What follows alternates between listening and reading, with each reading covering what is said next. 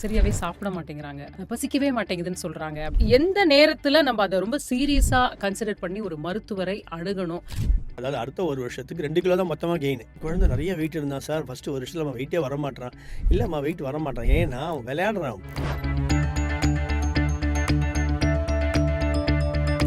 சாப்பாடுல என் குழந்தை சொல்ற அம்மாக்கள்கிட்ட ஃபர்ஸ்ட் கேட்க வேண்டிய கேள்வி, நல்ல யூரின் போறது முக்கியமான விஷயம். ஸோ ஒரு குழந்தை நல்ல யூரின் போறதுனாலே இன்டேக் நல்லா இருக்குன்னு தான் அர்த்தம். எனக்கு ஒரு குழந்தைக்கு ஒரு ப்ராப்ளம்னா நார்மல் பீடியாட்ரிஷியன்ட்ட நான் போலாம். எந்த நேரத்துல நான் கேஸ்ட்ரோஎன்ட்ராலஜிஸ்ட் கிட்ட வரணும்? சார்ட்ல வந்துட்டு நாங்கள் மார்க் பண்ணிட்டே வருவோம். மார்க் பண்ணுறப்ப அழகாக இப்படி ஃபாலோ பண்ணணும். இப்படி ஃபாலோ பண்ணாம இப்படி கீழே இறங்குதுனாலே இப்ப குழந்தைகளுக்குலாம் இப்ப செரிமான மண்டலத்துல ஒரு பிரச்சனை அப்படின்னா எண்டோஸ்கோபி பண்ணுவாங்களா? நிறைய டாய்ஸில் சின்ன பட்டன் பேட்டரி, டிஸ்க் பேட்டரி சின்னதாக ரவுண்டாக இருக்குது. அம்மா அப்பா நினச்சிறாங்க குழந்தைங்க திறக்க மாட்டாங்க. இந்த பட்டன் பேட்டரி ரொம்ப ரொம்ப ஒரு ஆபத்தான ஒரு பொருள். ஏன்னா டாய்லெட் கிளீனரு, ஓவன் கிளீனரு, இந்த ப்ளீச்சிங் லிக்விடு, பெட்ரோல் அவங்களை அறியாமல் குளிர்பான பாட்டிலில் இதை வச்சு ஃப்ரிட்ஜில் கூட வச்சுருக்கவங்களாம் நான் பார்த்துருக்கேன். ஒரு குழந்தை சாப்பிடலனா முதல்ல அந்த குழந்தை நிஜமாலுமே சாப்பிடலையா இல்லை சாப்பிடாத காரணம் என்ன நம்ம பார்க்கணும். சாப்பிட்ட உடனே போற பிரச்சனை, இதுக்கு என்ன பண்ணா இதை சரி பண்ணலாம்? இந்தியா மட்டும் கிடையாது, உலகம் ஃபுல்லாக மலச்சிக்கல்னால குழந்தைகள் படுற அவதி ரொம்ப ஜாஸ்தியாக போச்சு. இதுக்கு காரணம்னா ரொம்ப சிம்பிள். மொபைல் பார்த்துட்டே சாப்பிட்டா ஜீரண மண்டலம் பாதிக்கும். என்ன கேட்டிங்கன்னா ஸ்க்ரீன் டைமே கிடையாது 2 வயசு வரை. குழந்தைகள் நம்ம குறை சொல்கிறோம். ஆக்சுவலாக குழந்தைகள் மேலே குறை கிடையாது. இப்போது குழந்தைகளுக்கு உணவு ஊட்டுறப்போ நீங்கள் பேசுங்க. குழந்தைகளுக்கும் கல்லீரல் மாற்று அறுவை சிகிச்சை அப்படிங்கிறது இப்போ நடக்கிறத பார்க்குறோம். நிஜமாவே அது எந்த அளவுக்கு? குழந்தைகளுக்கான கல்லீரல் மாற்று அறுவை சிகிச்சை நிறைய பணியாச்சு. ஒரே ஒரு எக்ஸாம்பிள் சொல்லணும்னா, குழந்தைகளுக்கான குடல், கல்லீரல் மற்றும் எண்டோஸ்கோபி நிபுணரும் பீடியாட்ரிக் லிவர் டிரான்ஸ்பிளான்ட் பிசிஷியனுமான doctor MS Viswanathan from Apollo children's hospitals Chennai நம்மளோட இணைஞ்சிருக்காரு. வணக்கம் டாக்டர். வணக்கம், தேங்க்யூ வெரி மச்.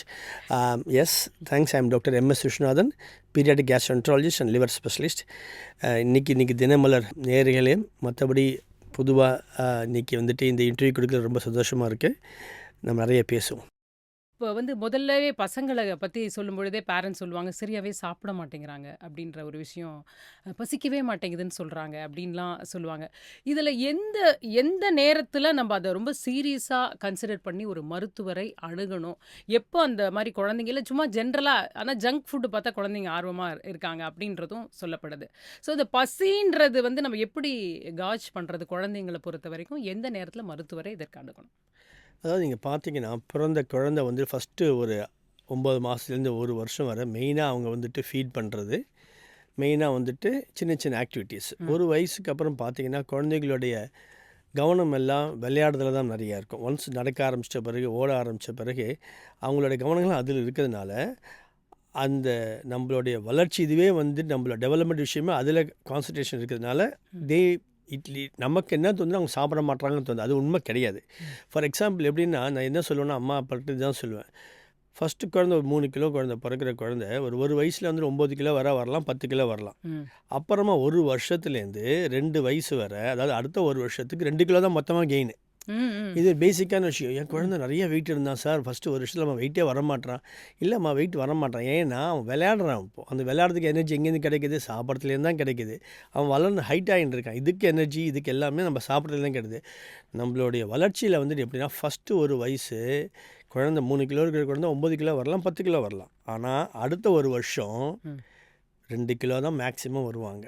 அது நல்லது, அது கரெக்ட். அது ஸோ இந்த சாப்பாடுல என் குழந்தை சொல்கிற அம்மாக்கள்கிட்ட ஃபஸ்ட்டு கேட்க வேண்டிய கேள்வி, உங்கள் குழந்தை நல்லா விளையாடுறானா, நல்லா ஆக்டிவாக இருக்கானா, நல்லா தூங்குறானா, கேள்வியெல்லாம் கேட்குறானா அப்படின்னாலே உங்கள் குழந்தை ரைட்டான பாதையில் போயின்னு இருக்கான்னு தான் அர்த்தம்.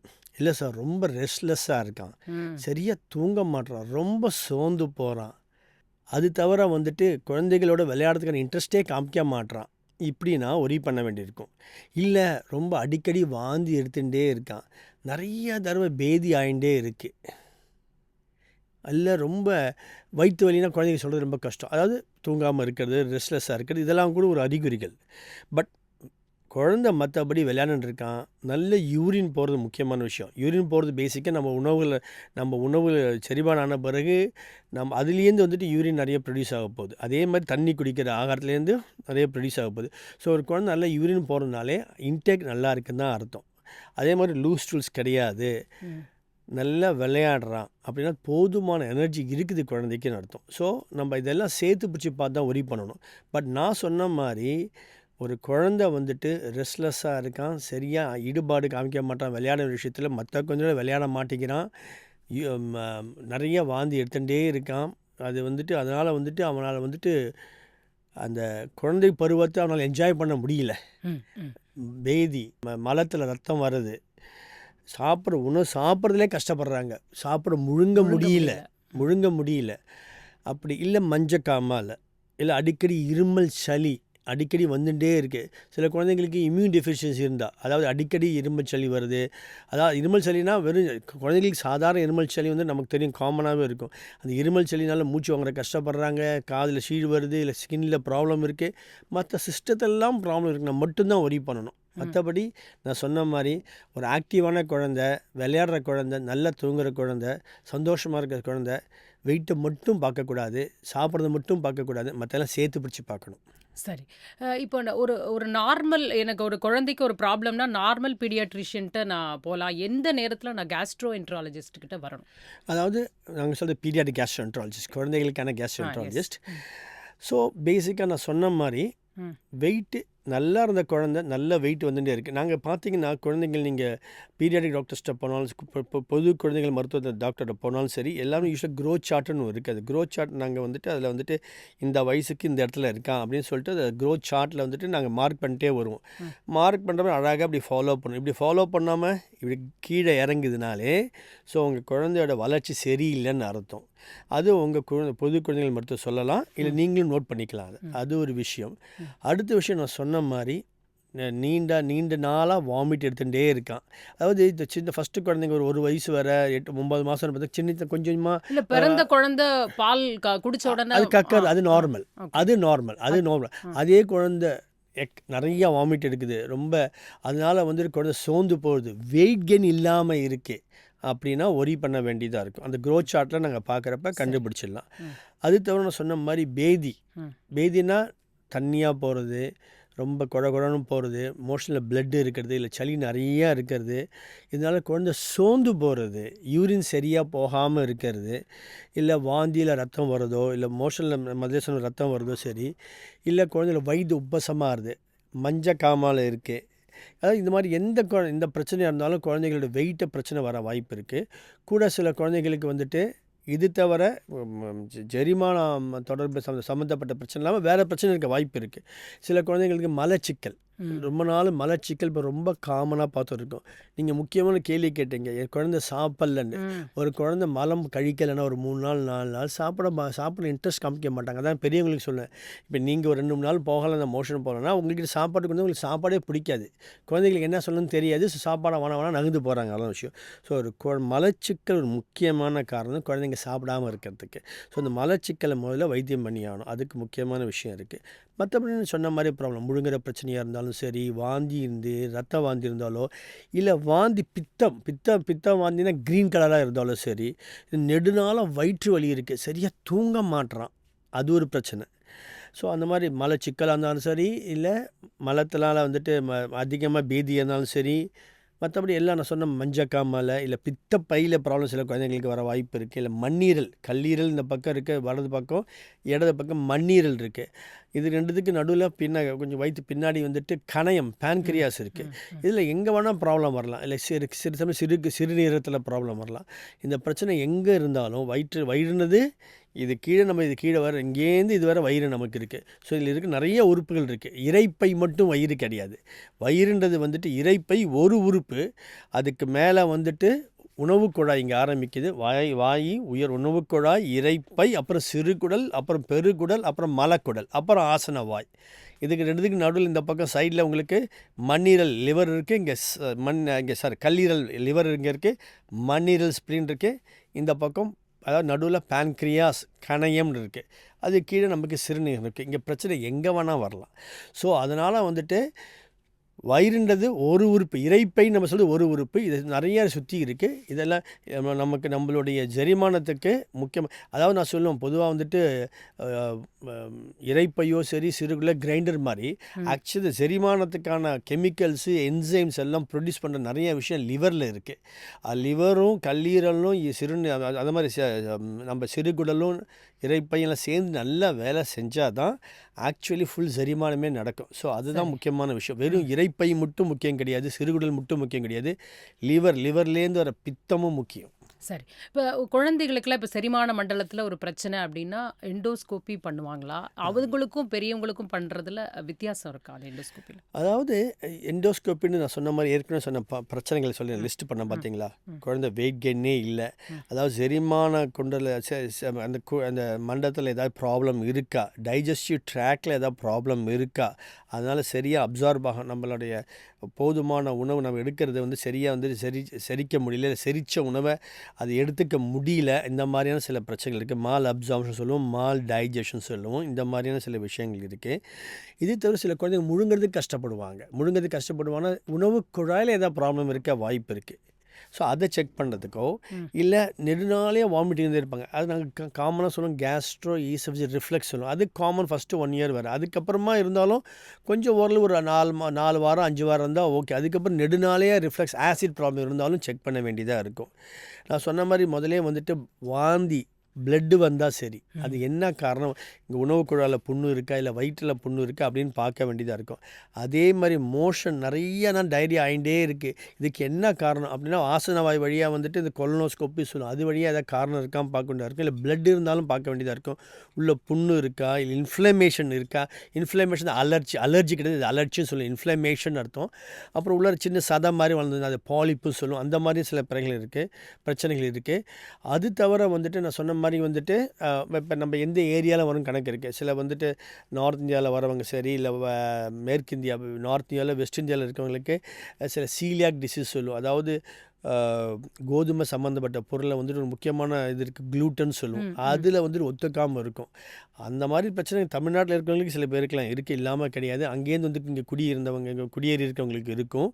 இல்லை இங்கே சில பேர்களுக்கு நாங்கள் பார்த்துருக்கோம். அந்த மாதிரியான சில ப்ராப்ளமும் இருக்குது. அதுக்கு பேர் சீலியாக் டிசீஸ் சொல்லுவோம்.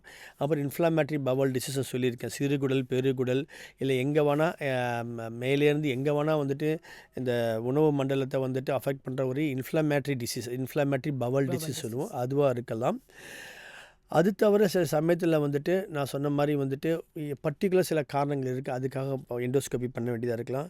சில சமயத்தில் குழந்தைங்க ஃபாரின் பாடி சொல்லுவோம், அதாவது ம் வெளியில் இருக்க வேண்டிய பொருள் உணவு குழாய்கிட்ட போயிடுச்சு, உள்ளார பட்டன் முழுங்கிட்டாங்க காயின் தெரியாது. எல்லாம் சாப்பிட்டுடுறாங்க. Coins, toys, toys. Button yes batteries. S.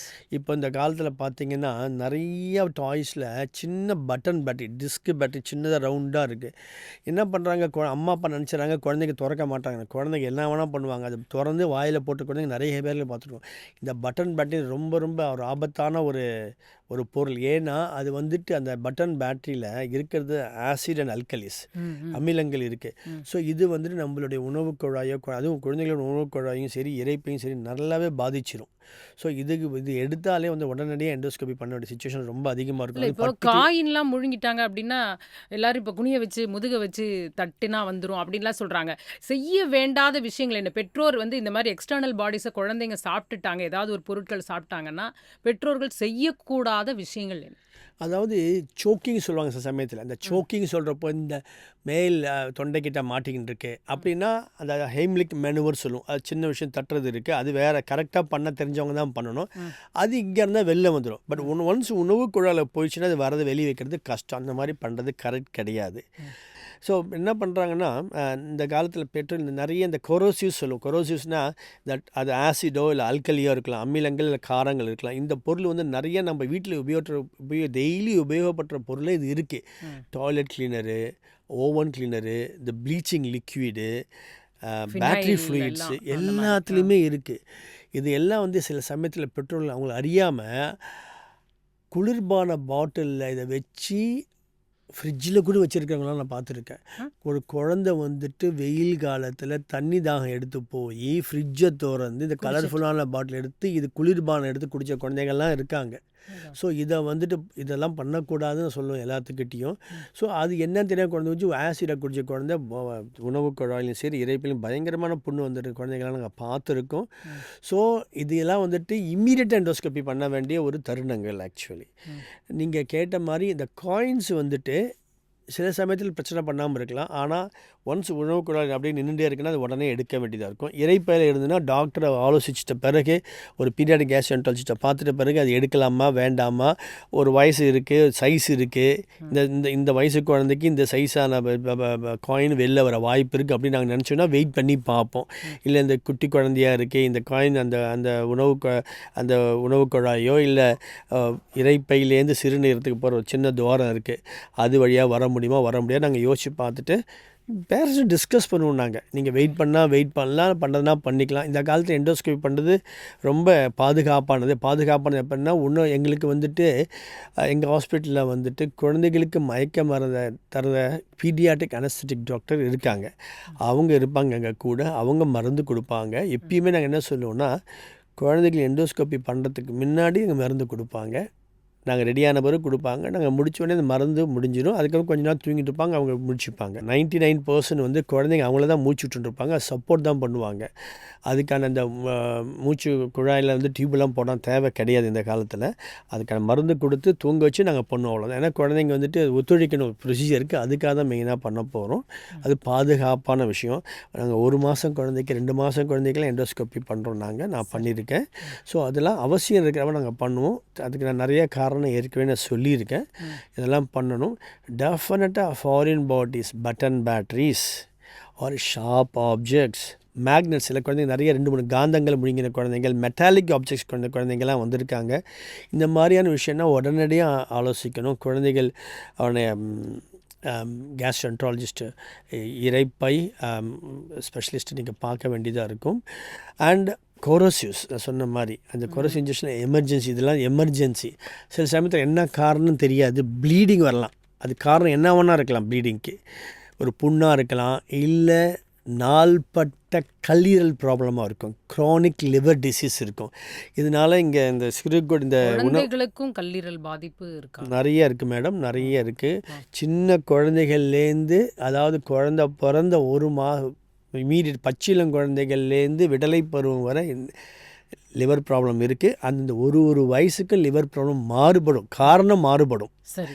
அதுதான் தவிர, ஃபார் எக்ஸாம்பிள் நீங்கள் நல்ல ஒரு கேள்வியை கேட்டீங்க, அது முக்கியமான பதில் நான் சொல்லியிருந்தேன். இது அதாவது சின்ன குழந்தைங்களுக்கு இப்போ நம்ம பார்த்திங்கன்னா நமக்கு கல்லீரல் இருக்குது, அதுக்கு கீழே இந்த பக்கம் சிறுநீரகம் இருக்குது. இது ரெண்டுத்தையும் கனெக்ட் பண்ணுறது ஒரு பைப் இருக்குது, அதுக்கு பேர் காமன் பைல் டக்ட்னு பேர், பித்தக்குழாய். சில குழந்தைகளுக்கு, அதாவது நாங்கள் சொல்லுவோம் அப்ராக்சிமேட்லி ஒரு 5000-லேருந்து 10,000 இருக்கிற ஒரு குழந்தைக்கு இந்த பித்தக்குழாய் சரியாக வளராமல் இருக்கும். அதாவது பித்தக்குழாய் அடைப்பே ஏற்பட்டிருக்கும், பித்தக்குழாய் வளர்ந்துருக்காது. அதாவது கல்லீரல் உருவாகிற பித்தம் கீழேயே வராமல் கல்லீரலில் தேங்க ஆரம்பிச்சிடும். கல்லீரலே உற்பத்தி ஆனால் கூட அது தேங்க ஆரம்பித்தா ஒரு லெவலுக்கு மேலே அங்கே இருக்கிறப்ப அதுவும் லிவரை அரிக்க ஆரம்பிச்சிடும். கூட நான் ஏற்கனவே சொல்லியிருக்கேன், பித்தன்றது நம்மளோட செரிமானத்துக்கு ரொம்ப முக்கியமான பொருள். ஸோ அது கீழே வராதனால குழந்தைகள், இந்த மாதிரி பச்சிளம் குழந்தைங்களுக்கு மலம் வந்துட்டு க்ரீனாக வராமல் எல்லோ வராமல் சாக்பீஸ் கலரில் ஒயிட்டாக வரும். இந்த சாக்பீஸ் கலரில் ஒயிட்டாக வந்தால் இது மிகப்பெரிய ஒரு அபாயமான அறிகுறி. இம்மீடியட்டாக டாக்டரை கன்சல்ட் பண்ணும், பீடியாட்ரிக் கேஸ்ட்ரோஎன்டராலஜிஸ்ட், லிவர் ஸ்பெஷலிஸ்ட்டை கன்சல்ட் பண்ணி ஆகணும். ஏன்னா இது அந்த ப்ராப்ளமாக இருந்தால் அதுதான் ப்ராப்ளமாக, அது வேறு ஏதாச்சும் பிரச்சனை இருக்கா நாங்கள் கண்டுபிடிச்சி பரிசோதனை பண்ணிவிட்டு சர்ஜரிக்கு உட்படுத்த வேண்டியதாக இருக்கும். ஆனால் சர்ஜரி ஒரு 2 மாதத்துக்கு முன்னாடி, குழந்தை பிறந்த 2 மாதத்துக்கு முன்னாடி பண்ணிவிட்டோம்னா அதனுடைய சக்ஸஸ் ரேட்டு ஜாஸ்தியாக இருக்கும். அது டிலேனா சக்ஸஸ் ரேட் கம்மியாக இருக்கும். நான் சொன்ன மாதிரி வேறு நிறைய நாள்பட்ட லிவர் ப்ராப்ளம் இருக்குது. நம்ம செரிக்கிறதுக்கு நான் சொன்னேன் பார்த்திங்களா, கல்லீரல் ரொம்ப முக்கியமான உறுப்பு. கல்லீரல் ஆயிரக்கணக்கான என்சைம்ஸும் ஹார்மோன்ஸும் கெமிக்கல்ஸும் உற்பத்தி ஆகுது. இதெல்லாம் நம்மளுடைய உடம்பில் நம்ம சாப்பிட்ற ஒரு பொருளுக்கும் புரதம் இருக்குது, மாவுச்சத்து இருக்குது, கொழுப்புச்சத்து இருக்குது. இதெல்லாம் டைஜஸ்ட் பண்ணுறதுக்கு நிறைய என்சைம்ஸ் இருக்குது. புரதன்றது நிறைய புரதம் இருக்குது, பால் புரதம் இருக்குது, பருப்பு புரதம் இருக்குது, இறைச்சி புரதம் இருக்குது. இதெல்லாம் ஒன்று ஒரு விதமான என்சைம்ஸ் இருக்குது இதை டைஜஸ்ட் பண்ணுறதுக்கு. இதில் நிறையாப்பட்டதுக்கு பேர் மெட்டபாலிக் லிவர் டிசீஸ் சொல்லுவோம். இதை டைஜஸ்ட் பண்ணுறதுக்கான பிரச்சனைகள் ஏற்பட்ட நிறைய இந்த என்சைம்ஸில் குறைபாடு ஏற்பட்டு வர வியாதிகளுக்கு பேர் மெட்டபாலிக் லிவர் டிசீஸ் சொல்லுவோம். இது குழந்தைகளுக்கு ஒரு முக்கியமான ஒரு சதவிகிதம் லிவர் டிசீஸ் வரத்துக்கு. இது வந்து ஒரே அறிகுறி அந்த பாத்ரூமில் நீங்கள் அந்த சொல்கிற அந்த கலர் தானா, இல்லை வேறு ஏதாவது அறிகுறி இருக்கா லிவரில் ப்ராப்ளம் குழந்தைக்கு? Very good. பாத்ரூமில் கலர் சொல்லிட்டு மெயினாக வந்து பித்தக்குழா அடைப்போ இல்லை பித்தக்குழா வளராமல் இருக்குது, அதாவது பிலியரி அட்ரீசியா, அதுதான் மெயினாக. ஆனாலும் சில குழந்தைகளுக்கு லிவரில் நாள்பட்ட லிவர் பிரச்சனை இருந்ததுன்னா கூடும் சில சமயத்தில் இந்த மலம் வந்து கலராக இல்லாமல் வெள்ளையார வாய்ப்பு இருக்குது. பட் முக்கியமான காரணம் அடைப்பு தான் மெயினான காரணம். பட் மெட்டபாலிக் லிவர் டிசீஸ், மற்ற லிவர் டிசீஸுக்கு காரணம் சில குழந்தைகளுக்கு வளர்ச்சி இல்லாமல் இருக்கலாம், மஞ்சள் காமால வரலாம், வயிறு உப்பசமான காரணம் என்னென்னா அங்கே இருக்கிற நான் சொல்லியிருக்கேன் ஏற்கனவே இதில் வயிற்று பகுதியில் மேலே வலது பகுதியில் கல்லீரல் இருக்குது. கல்லீரல் பெருசாச்சாலோ இல்லை இந்த பக்கம் மண்ணீரல் பெருசாச்சாலும் வயிறு உப்பசமாக தெரியும். நான் எப்பயுமே சொல்லுவேன், கல்லீரலும் மண்ணீரலும் லிவர் ஸ்ப்ளீனும் பிரதர்ஸ் சிஸ்டர்ஸ் மாதிரி. லிவரில் பிரச்சனை ஆரம்பிச்சுன்னா ஸ்ப்ளீனில் பிரச்சனை ஆக ஆரம்பிக்கும். ஏன்னா இங்கேருந்து ஒரு ரத்த நாளங்கள் பிளட்டு வந்துட்டு லிவருக்கு போகுது. லிவரில் பிரச்சனை ஆகிறப்போ அந்த ரத்த நாளத்தில் போகிற பிளட்டு வந்துட்டு சீராக போகாது. ஏன்னா லிவர் ப்ரெஷர் கொடுக்க ஆரம்பிச்சிடும். ஸோ அதனால் என்ன பண்ண இங்கே இருக்கிற ஸ்ப்ளீன் வந்துட்டு அதுவும் பெருசாக ஆரம்பிச்சு அந்த பிளட்டை வந்துட்டு அனுப்புறதுக்கு முயற்சி பண்ணிகிட்டே இருக்கும். ஸோ இதனால் இந்த பிளட்டு பின்னோக்கி செல்ல ஆரம்பிக்கிறதுனால உணவு குழாய்கிட்ட கீழே ரத்த நாளங்கள் பெருசாக ஆரம்பிக்கும். இந்த பெருசாகிறத ஆரம்பத்தில் கண்டுபிடிக்காமல் ரொம்ப தள்ளி போயிட்டே இருந்ததுன்னா இந்த ரத்த நாளங்கள், அதாவது உணவு குழாய்க்கும் இறைப்பைக்கும் இருக்க கேப்பில் இருக்கிற ரத்த நாளங்கள் வெடிக்க ஆரம்பித்தாலும் பிளட் வர ஆரம்பிக்கும். அதுதான் இந்த ரத்த வாந்தி வர வாய்ப்புகள் இருக்குது. சில குழந்தைகளுக்கு ரத்த வாந்திக்கு பதிலாக கீழே மோஷனில் வந்துட்டு கருப்பு கலராக வரும், அதுவும் பிளட்டு தான். சில பேருக்கு ரெட் கலராகவே வரும். ஸோ இந்த மாதிரி எந்த மாதிரி மேஷ் எண்டோஸ்கோபிக்கு ரொம்ப அவசியம் தேவைப்பட வேண்டியதாக இருக்கும். சரி, நீங்கள் பேசும்போதே சொன்னீங்க க்ளூட்டன் இன்டாலரன்ஸ் பற்றி சொன்னீங்க. குழந்தைங்களுக்கு வந்து ஃபுட் அலர்ஜி இருக்கும், நீங்கள் சொல்கிற ஃபுட் இன்டாலரன்ஸும் இருக்கிறது சொல்கிறோம், லாக்டோஸ் இன்டாலரன்ஸ் குழந்தைங்க கூட இருக்குன்னு சொல்கிறோம். இந்த அலர்ஜி இன்டாலரன்ஸ் எப்படி நம்ம இது ரொம்ப ரொம்ப அருமையான கொஸ்டின். அதாவது இது ரொம்ப எல்லாரும் கன்ஃபியூஸ் பண்ணிக்கிற ஒரு முக்கியமான ப்ராப்ளம் இது. அதாவது ஏற்கனவே சொல்லியிருக்கேன் பார்த்தீங்களா, நம்மளோட உணவில் மாவுச்சத்து இஸ் கார்போஹைட்ரேட், புரோட்டீன் புரதச்சத்து, கொழுப்பு வந்துட்டு ஃபேட் சத்து. இப்போ கார்போஹைட்ரேட்னால் நிறைய இருக்குது, குளுக்கோஸ் இருக்குது, லெப்டஸ், நிறைய விஷயம் இருக்குது. மாவுச்சத்து இதை டைஜஸ்ட் பண்ணுறதுக்கு சிம்பிளான என்சைம் தேவை, அவ்வளோதான். சில குழந்தைகளுக்கு இப்போ பேதி வரதுக்கான நிறைய காரணம் இருக்கும். இன்ஃபெக்ஷனாக இருக்கலாம், என்ன வேணா இருக்கலாம். அப்போ வரப்போ இந்த சிறுகுடலில் இந்த என்சைம், முக்கியமான என்சைம் பேர் லாக்டேஸ்னு ஒரு என்சைம் இருக்குது. அது வந்துட்டு சில சமயத்தில் டெஸ்ட்ராய் ஆகிடும். அதனால் அந்த சமயத்தில் பால் பொருட்கள் எடுத்தாங்கன்னா டைஜஸ்ட் ஆகாமல் இருக்கும். அதுக்கு தான் மெயினாக பேர் லாக்டோஸ் இன்டாலரன்ஸ். அதாவது பாலில் இருக்கிற மாவு சத்தான லாக்டோஸ்ன்ற பொருள் டைஜஸ்ட் ஆகாமல் வர்றதுக்கு பேர் தான் லாக்டோஸ் இன்டாலரன்ஸ். இது அலர்ஜி கிடையாது, இது யூஸ்வலாக தற்காலிகமான ப்ராப்ளம். இது 3 வாரத்துலேருந்து 4 வாரத்தில் யூஸ்வலாக குழந்தைகளுக்கு சரியாயிடும். ஆனால் புரோட்டீன்றது புரதம், அலர்ஜின்றது இந்த புரதத்துக்கு வர்றது தான் அலர்ஜி. அதாவது இதுக்கு வந்துட்டு இந்த மில்க் ப்ரோட்டீன் அலர்ஜி நாங்கள் சொல்லுவோம். இது சின்ன வயசுலேயே இந்த 2 மாத குழந்தைக்கு வரலாம், 1 மாத குழந்தைக்கெல்லாம் யூஸ்வலாக 1 வயசு 2 வயசுக்குள்ளே யூஸ்வலாக வந்துடும். ஸோ இது ப்ரோட்டீன் இருக்குது. அதாவது மில்கில் இருக்கிற ப்ரோட்டீன் இருந்தாலும் சரி, இல்லை வேறு ஃபிஷ்ஷில் இருக்கிற ப்ரோட்டீனோ, இல்லை எக்கில் இருக்கிற ப்ரோட்டீனோ, இல்லை சோயாவில் இருக்கிற ப்ரோட்டீனோ, இல்லை கோதுமையில் இருக்கிற ப்ரோட்டீனோ, நட்ஸில் இருக்கிற ப்ரோட்டீனோ, இது காமனான 6 ஃபுட் ஐட்டம் அலர்ஜிக்கு. அதான் இந்த மாறுதி லிஸ்ட் பண்ணோம். மில்க், எக், சோயா, ஃபிஷ், வீட் அண்ட் நட்ஸ். இதுதான் நம்ம உலகத்தில் நிறையா சாப்பிட்ற பொருள் இருக்குது. இந்த 6 காமனான பொருள் தான் மக்களுக்கு உலகம் ஃபுல்லாக அலர்ஜி வரது வாய்ப்புகள் இருக்குது. ஸோ அது இந்த 6 நான் மென்ஷன் பண்ணேன். இந்த 6ல் இருக்கிற புரதத்துக்கு வர அலர்ஜிக்கு பேர் தான் ப்ரோட்டீன் அலர்ஜி. இதுதான் அலர்ஜி. இது யூஸ்வலாக ரொம்ப நாள் இருக்கும். சில பேருக்கு பெரிய அலர்ஜி வரலாம். அதாவது அவங்க சாப்பிட்டோன்னே இந்த மாதிரி ஒவ்வாத பொருள் சாப்பிட்டோன்னே சில பேருக்கு லிப்ஸ் வீங்கலாம், மூச்சுர கஷ்டப்படலாம், சில பேருக்கு தொண்டை அடைச்ச மாதிரி இருக்கும், சில பேருக்கு வீசிங் ப்ராப்ளம் வரும். இதெல்லாம் அனஃபிலாக்சிஸ், இதெல்லாம் இம்மீடியட்டாக அலர்ஜி. இது இம்மீடியட்டாக அட்டன் பண்ண. ஏன்னா இதெல்லாம் அட்டன் பண்ணலைன்னா மூச்சுர கஷ்டமாகி குழந்தைகளுக்கு உயிருக்கு ஆபத்தாகும். ஸோ இதெல்லாம் இம்மீடியட்டாக அட்டன் பண்ணணும். சில பேருக்கு ஸ்கின்ல ரேஷ் வரும், சில பேருக்கு வாந்தி வரும், சில பேருக்கு பேதி வரும். அதாவது இம்மீடியட்டாக தெரியாது. சாப்பிட்டு ஒரு 2 மணி நேரம் 3 மணி நேரம் கழிச்சு 4 மணி நேரம் கழிச்சு தெரியும். இதுவும் அலர்ஜி தான். பட் இது அனஃபிலாக்சிஸ் கிடையாது. அதாவது ரொம்ப உயிருக்கு ஆபத்தான விஷயம் கிடையாது. பட் இதுவும் அட்டன் பண்ணி ஆகணும். டாக்டரை பார்த்து இது நிஜமாலுமே அலர்ஜி தானா இல்லை தற்காலிகமாக ஏற்பட்ட ஒரு ஒவ்வாமையா அப்படின்னு பார்க்கணும். சில பேர் தற்காலம் ஒவ்வாமை ஏற்படும். ஏன்னா இது ஒரு முக்கியமான விஷயம். நம்ம டக்குன்னு ஒரு பொருளை நீ சாப்பிடாதன்னா அவங்க எத்தனை நாள் சாப்பிடான்னு தெரியாது. வாழ்க்கை ஃபுல்லாக எடுத்து போகணுமா? இது மாதிரி ஒரு விஷயத்தை வந்து மருத்துவர் ஆலோசிக்காமல் நீங்கள் நிறுத்த ஆரம்பிச்சிங்கன்னா உங்கள் குழந்தைக்கு சரியான சத்து கிடைக்காது. நம்ம சொல்கிறது காமனான பொருள். நிறைய பேர் வந்துட்டு டாக்டர் ஆலோசிக்காமல் குழந்தைகளுக்கு பசி இல்லைன்னு சொல்லி நிறைய பேர் அப்பிடைசர்லாம் வாங்கி இந்த ஆப்பிடைசர்ஸ் நான் என்ன கேட்டிங்கன்னா, ஒரு குழந்தை சாப்பிட்லனா முதல்ல அந்த குழந்தை நிஜமாலுமே சாப்பிட்லையா இல்லை சாப்பிடாத காரணம் என்னன்னு நம்ம பார்க்கணும். அதுதான் ஃபஸ்ட்டு. அதுக்கான காரணத்தை கண்டுபிடிச்சி அதை நம்ம ட்ரீட்மெண்ட் பண்ணாலே குழந்தைங்க யூஸ்வலாக ரெக்கவர் ஆகிடுவாங்க. வெறும் அப்பிடைசர் மட்டும் கொடுக்கறது தப்பு.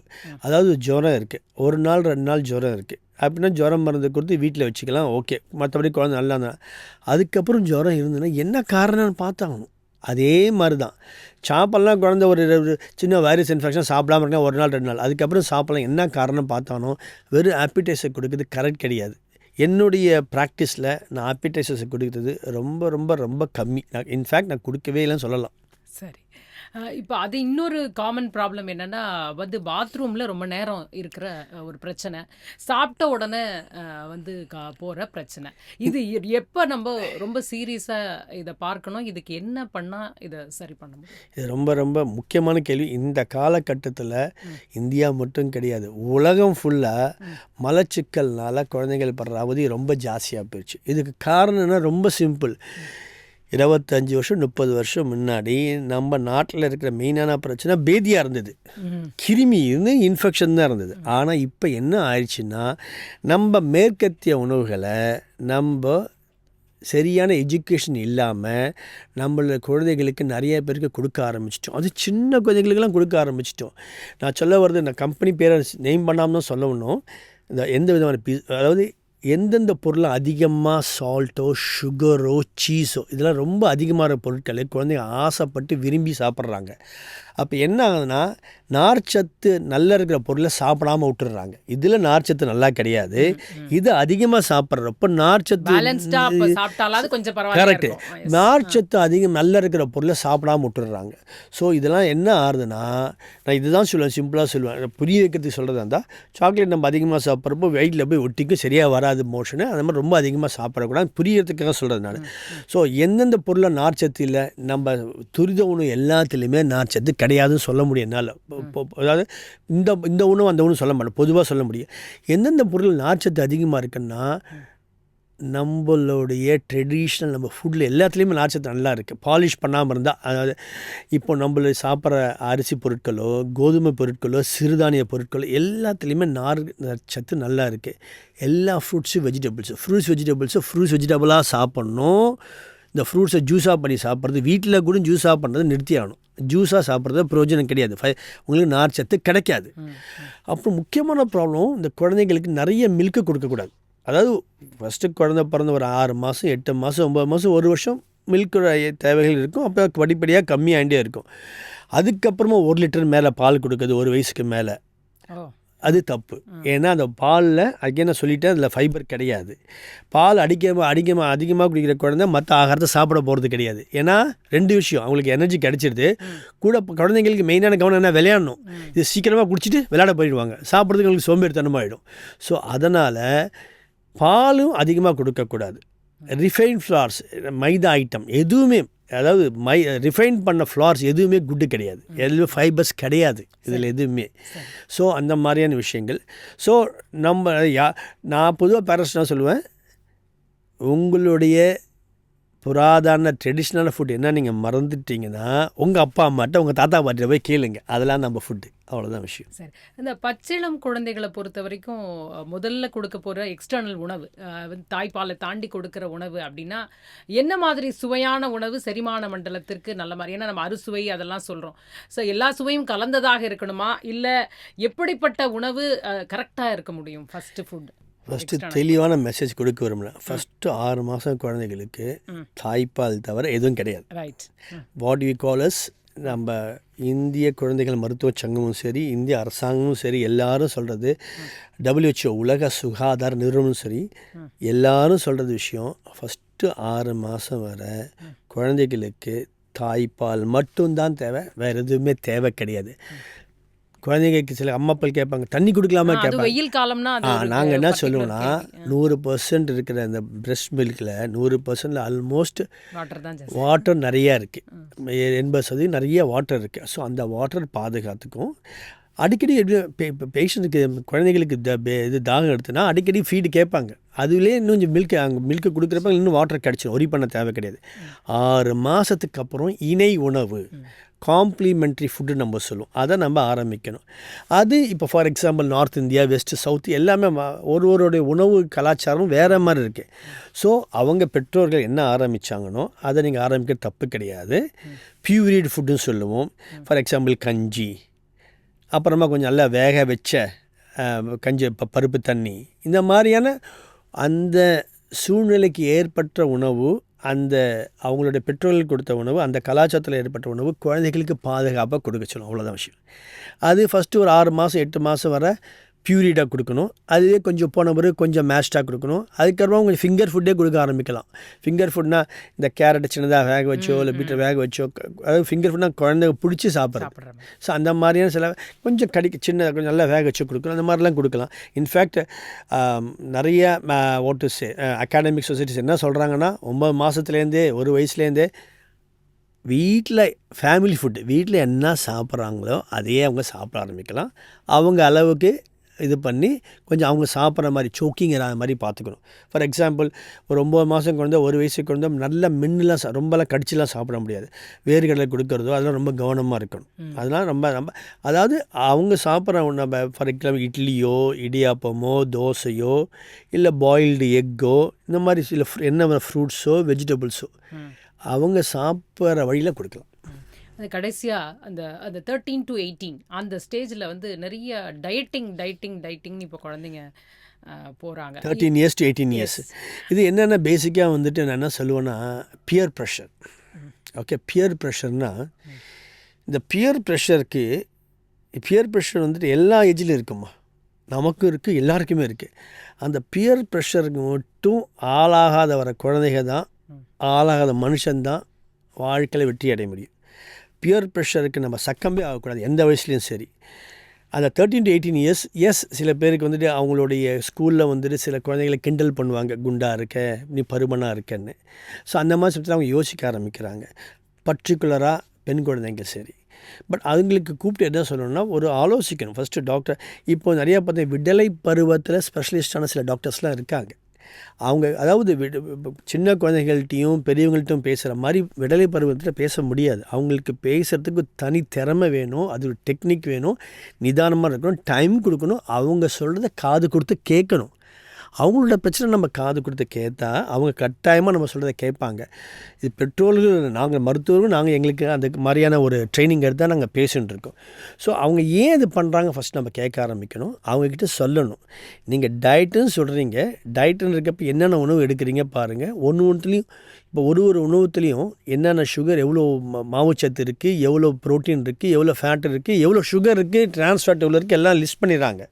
அது நீங்கள் பாருங்கள்.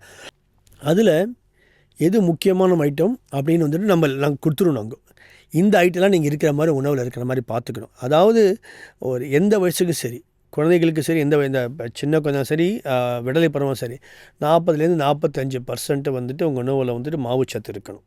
எக்ஸாம்பிள் ஒரு 20% 25% புரத சத்து இருக்கணும். ஒரு 15% 20% 25% ஃபேட் இருக்கணும். ஸோ இதுதான் வந்துட்டு ஒரு விகிதம் ஒன்றுத்துக்கும். இதை நீங்கள் மாற்ற முடியாது. நீங்கள் மாற்ற வந்தீங்கன்னா உங்களுடைய பாடி ப்ரொபோர்ஷன்ஸில் பாடியில் தேவையான விட்டமின்ஸோ, மினரல்ஸோ, இல்லை முக்கியமான மேஜர் நியூட்ரியன்ஸோ கிடைக்கலன்னா உங்களோட ஹார்ட்டோ, உங்களுடைய லிவரோ, உங்கள் லங்ஸோ டெவலப் ஆகாமல் போக வாய்ப்புகள் இருக்குது. சரி, மொபைல் பார்த்துட்டே சாப்பிட்டா ஜீரண மண்டலம் பாதிக்குமா? என்ன கேட்டிங்கன்னா, பர்சனலாக நீங்கள் என்ன கேட்டிங்கன்னா, அதாவது எங்களுடைய சொசைட்டி வந்து என்ன சொல்கிறாங்கன்னா, 2 வயசு வரை மொபைல் இல்லை, எந்த விதமான பொருளையும் காணொலியோ எதுவுமே காமிக்கக்கூடாது 2 வயசு வரை. ஸ்க்ரீன் டைமே கிடையாது 2 வயசு வரை. 2 வயசுலேருந்து 5 வயசு வரை 1 மணி நேரம் அலவுடு. என்ன கேட்டிங்கன்னா அது சாப்பாடு சமயத்தில் கொடுக்கக்கூடாது, அது கட்டாயமாக கிடையாது. அதுக்கப்புறமும் கிடையாது. பேசிக்காக இப்போ என்ன ப்ராப்ளம்னா நம்ம குழந்தைகளை நம்ம குறை சொல்கிறோம். ஆக்சுவலாக குழந்தைகள் மேலே குறை கிடையாது, நம்ம தான் வளர்க்குறோம், நம்மளை பார்த்து தான் அவங்க வளர்கிறாங்க, நம்ம தான் உலகத்தை காமிக்கிறோம், நம்ம வழியாக தான் அவங்க உலகத்தை பார்க்குறாங்கன்னு அப்படி தான் நான் பெற்றோர்கள்ட்ட சொல்லுவேன். இப்போது குழந்தைகளுக்கு உணவு ஊட்டுறப்போ நீங்கள் பேசுங்க, நோ ப்ராப்ளம். ஏன் டிவியை பேச வைக்கிறீங்க, ஏன் மொபைலில் பேச வைக்கிறீங்க? நீங்கள் பேசாததுனால அதுங்க அதை கேட்குறாங்க. ஸோ நீங்கள் பேச ஆரம்பிச்சிங்கன்னா 2 விஷயம். இந்த சோஷியல் பீயிங், நம்மலாம் சோஷியல் அனிமல்ஸ். ஸோ நம்ம வந்துட்டு இன்னொருத்தர் பேசுகிறப்ப காதுக்கு, அதுவும் அம்மா பார்த்து குழந்தைங்க சாப்பிட்ற குழந்தைங்க எவ்வளோ சந்தோஷமாக சாப்பிட்றாங்க தெரியுங்களா? ஸோ நம்ம பேசி சாப்பிட்றது ஓகே. குழந்தைங்க மட்டும் டிவி பார்க்காம இருக்கக்கூடாது, அம்மா அப்போலும் ஒன்றும் ஊட்டுறவ டிவி பார்க்கக்கூடாது, அவங்க சாப்பிட்றவே பார்க்கக்கூடாது. ஏன்னா நம்மளை பார்த்து தான் அவங்க வளர்கிறாங்க. ஸோ இது பண்ணாலே ஆட்டோமேட்டிக்காக வந்துட்டு இஸ் வெரி ஈஸி. குழந்தைகளை நம்ம ஈஸியாக வழிப்படுத்த முடியும். அது சொல்கிற மாதிரி நம்ம பழமொழி இருக்குது பார்த்தீங்களா, 5 விளையாதது 50 விளையாது. அது உண்மை தான். அது ஆக்சுவலி ஃபஸ்ட்டு 5 இயர்ஸ் 6 இயர்ஸ் கரெக்டான ரூட்டில் கொண்டு போயிட்டீங்கன்னா அவங்க கரெக்டாக வந்துடுவாங்க. குறைகள் சமுதாயத்து மேலே, குழந்தைகள் மேலே கிடையவே கிடையாது. குழந்தைகளுக்கும் கல்லீரல் மாற்று அறுவை சிகிச்சை அப்படிங்கிறது இப்போ நடக்கிறத பார்க்குறோம். நிஜமாவே அது எந்த அளவிற்கு வந்து ஒரு இதாக இருக்கும், பயம் இல்லாமல் போகலாமா, அணுகலாமா, நிறைய கேள்விகள் இருக்குது. ஏன்னா கல்லீரல் சார்ந்த பிரச்சனை நிறைய இருக்குதுன்னு நீங்கள் சொல்லிட்டீங்க. அடுத்து அறுவை சிகிச்சைங்கிறது இன்னித்த ஸ்டேஜில் எப்படி இருக்குது, கொஞ்சம் ஈஸியாக இருக்குமா, குழந்தைங்களால் அதை அக்செப்ட் பண்ண முடியுமா, எப்படி நம்ம இதை எதிர்கொள்கிறது? இது இந்த காலகட்டத்தில் முக்கியமான கேள்வி இது. ஏன்னா இப்போது இந்தியாவில் குழந்தைகளுக்கான கல்லீரல் மாற்று அறுவை சிகிச்சை நிறையா பண்ணியாச்சு.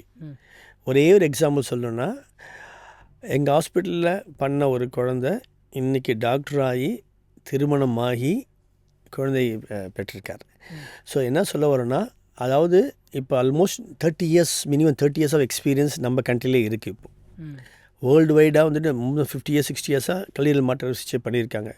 நான் சொன்ன மாதிரி முதல்ல இந்த பிலியரி அட்ரீசியா, அதாவது இந்த பித்த குழாய் சரியாக வேலை செய்யாமல் கல்லீரல் கெட்டு போய் சர்ஜரி ஆரம்பத்தில் பண்ணாமல் டிலே ஆகி வர குழந்தைகள், அதாவது 4 மாதம் 5 மாதத்தில் வந்து சேருவாங்க. அப்போ லிவர் ஏற்கனவே ரொம்ப கெட்டு போயிருக்கும். இவங்களுக்கு ரொம்ப காமனான ஒரு இண்டிகேஷன் லிவர் டிரான்ஸ்பிளான்ட். அதாவது நாங்கள் லிவர் டிரான்ஸ்பிளான்ட் பண்ணுற ஒரு முக்கியமான ஒரு காரணம் இந்த பிலியரி அட்ரீசியா ரொம்ப தாமதமாக வந்துட்டு மருத்துவர் ஆலோசித்து அந்த சமயத்தில் கல்லீரல் கெட்டு போய் வேறு வழி இல்லை, அது ஒரு முக்கியமான ரீசன் கல்லீரல் மாற்று அறுவை சிகிச்சைக்கு. அடுத்து நான் சொன்ன நிறைய மெட்டபாலிக் லிவர் டிசீஸ் சொல்லிட்டு பார்த்தீங்களா, அந்த மெட்டபாலிக் லிவர் டிசீஸில் அந்த நல்ல ஒரு கல்லீரல் வைக்கிறப்போ அந்த மெட்டபாலிக் ப்ராப்ளமே க்யூர் ஆகிடும். அது ஒரு விஷயம்.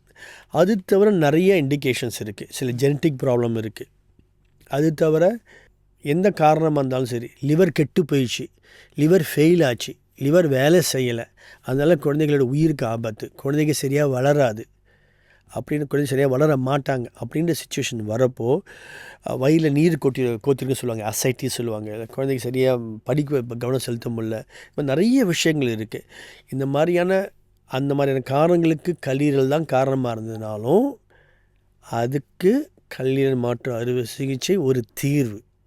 ஸோ இது வந்துட்டு நம்ம இந்தியாவிலும் சரி உலகத்திலும் சரி எஸ்டாப்ளிஷ்டான ஒரு ட்ரீட்மெண்ட். அறுவை சிகிச்சை அப்படின்னும் போது குழந்தைகளுக்குன்னும் போது ஒரு பயம் இருக்கிறது இயல்பான ஒன்றாக இருக்குது. இப்போ நீங்கள் வந்து அதுக்கான எப்படி பயம் இல்லாமல் அதை எப்படி நாங்கள் அணுக முடியும் அப்படின்றதும், ரெக்கவரி டைம் அப்படிங்கிறதும், அதற்கப்புறம் குழந்தைகளை நம்ம எப்படி பார்த்துக்கணும் அப்படின்ற விஷயங்கள். இப்போ எப்படின்னா இதுக்கு ஒரு பெரிய டீம் தேவை. அதாவது பீடியாட்ரிக் ஹெப்படாலஜிஸ்ட், ஃபார் எக்ஸாம்பிள் நான் ஃபஸ்ட்டு குழந்தைகளை பார்த்து இந்த குழந்தைங்களுக்கு என்ன லிவர் ப்ராப்ளம் இருக்குது, இந்த குழந்தைக்கு லிவர் டிரான்ஸ்பிளான்ட் தேவையா அப்படின்னு முடிவு பண்ண பிறகு லிவர் டிரான்ஸ்பிளான்ட் சர்ஜன் இருக்கார், அவர் பார்ப்பார் இந்த குழந்தைங்களுக்கு இப்படி பண்ண முடியுமா, இந்த குழந்தைங்களுக்கு எப்படி இருக்குது லிவர் இருக்குன்னு. அப்புறமா டோனர், லிவருக்கு கொடுக்கறதுக்கு யாராச்சும் ஒருத்தர் வேணும்ல, அது நம்ம இந்தியாவில் சொந்தக்காரங்க மட்டும், மெயினாக பெற்றோர்கள் இல்லைன்னா ஃபஸ்ட்டு டிகிரி ரிலேட்டிவ் சொல்லுவோம், இவங்கெல்லாம் ஃபஸ்ட்டு அவங்கள பரிசோதிப்போம், அவங்களால கொடுக்க முடியுமான்னு பார்த்துட்டு அப்புறம் ஒரு கமிட்டின்னு ஒன்று இருக்குது, டிரான்ஸ்பிளான்ட் கமிட்டின்னு ஒன்று இருக்குது, அவங்கக்கிட்ட நாங்கள் அப்ரூவல் வாங்கினோம், இவங்களாம் இவங்க தானா, கரெக்ட் தானா, இதெல்லாம் கரெக்டாக சரி பார்த்துட்ட பிறகு இந்த குழந்தைகளுக்கு கல்லீரல் மாற்று அறுவை சிகிச்சை பண்ண இந்த குழந்தைக்கு நிஜமாலுமே பிரயோஜனமாக இருக்குமா, இந்த குழந்தைக்கு இது உயிரை காப்பாற்றுமா, இந்த குழந்தையோட வளர்ச்சியில் நல்லபடியாக இருக்குமா அப்படின்னு முடிவு பண்ண பிறகு அதை இந்த கமிட்டி எல்லாரும் சேர்ந்து சரி சொன்ன பிறகு தான் மாற்று அறுவை சிகிச்சை போகும். அதனால் பாதுகாப்பான விஷயம். இதுக்கு சர்ஜிக்கல் சில சேலஞ்சஸ் இருக்கும். அது தவிர மாற்று அறுவை சிகிச்சை முடிஞ்ச பிறகு அந்த இம்யூனோ சப்ரசன்ட்லாம் கொடுப்போம். ஏன்னாவது நம்ம என்ன இருந்தாலும் அம்மா அப்பாக்கிட்டேருந்து ஒரு அந்த கல்லீரல் கொடுத்தா கூட சில குழந்தைகள் அதை ஒத்துக்காது, எதிர்ப்பாங்க. அதனால் அதுக்கு அந்த இம்யூனிட்டியை சப்ரஸ் பண்ணுறதுக்கு சில மெடிசன்லாம் கொடுப்போம். இது சில வருஷக்கணக்காக தேவைப்படும். இந்த குழந்தைகளுக்கு சில இன்ஃபெக்ஷன் வாய்ப்பு இருக்குது. இதெல்லாம் நாங்கள் ரெகுலராக பார்த்துப்போம். சேலஞ்சஸ் உண்டு. பட் மனித சமுதாயம் எல்லா காலகட்டத்திலும் சேலஞ்சஸை தாண்டி தான் வந்துட்டுருக்கோம். இதை நம்ம குழு ஃபஸ்ட்டு பரிசோதித்து பரிந்துரைத்து அதுக்கப்புறம் இதை நல்லா பார்த்துக்க முடியும். தைரியமாக தேவைப்பட்டால் கட்டாயம் பண்ணிக்க வேண்டியதாக இருக்கும். ஏன்னா இது தீர்வே இருக்கும். குழந்தைகளுக்கு அந்த உடல் அந்த பிரச்சனைக்கான தீர்வே இதுதான். ரொம்ப நன்றி டாக்டர். தேங்க்யூ.